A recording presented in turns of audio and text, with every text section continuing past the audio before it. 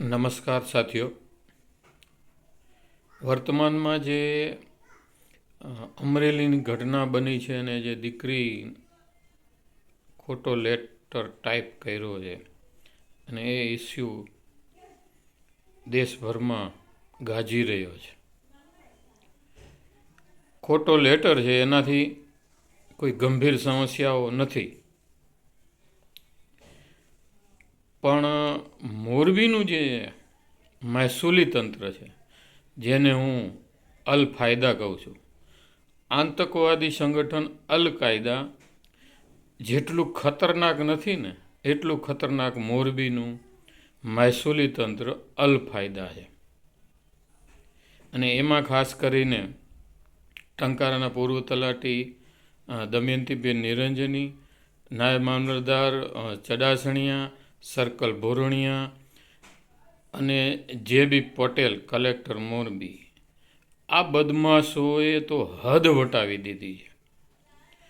અને અમરેલીની ઘટનામાં એક વ્યક્તિનો પ્રશ્ન હતો અને એ વ્યક્તિ એ પ્રતિષ્ઠિત હતી એટલે આ મુદ્દો ગરમાયો, પરંતુ આ અલફાયદા જે મોરબીના લાચિયા, ભ્રષ્ટ અને બદમાશ જે કર્મચારી અને અધિકારીઓ છે, એણે તો હદ વટાવી દીધી છે. અને એવી હદ વટાવી છે, ખોટા બોગસ સહી, સિક્કા અને હુકમો તૈયાર કર્યા છે.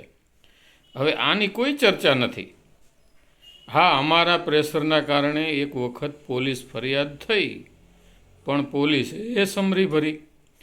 આ બદમાશોના હું નામ સાથે જણાવું છું, પરંતુ પોલીસ લાચાર છે. અને એક શું કામ લાચાર છે આપ સૌ જાણો છો.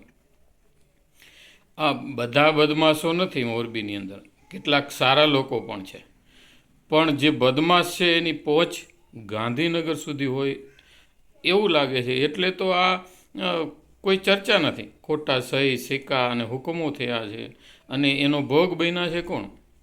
દેવી પૂજક, ભરવાડ, રબારી, દલિત. એટલે આનો કોણ ભાવ પૂછે? અને આના કોઈ પ્રતિનિધિઓ એવા નથી આ વિસ્તારની અંદર કે જે આ મુદ્દો ઉપાડી શકે.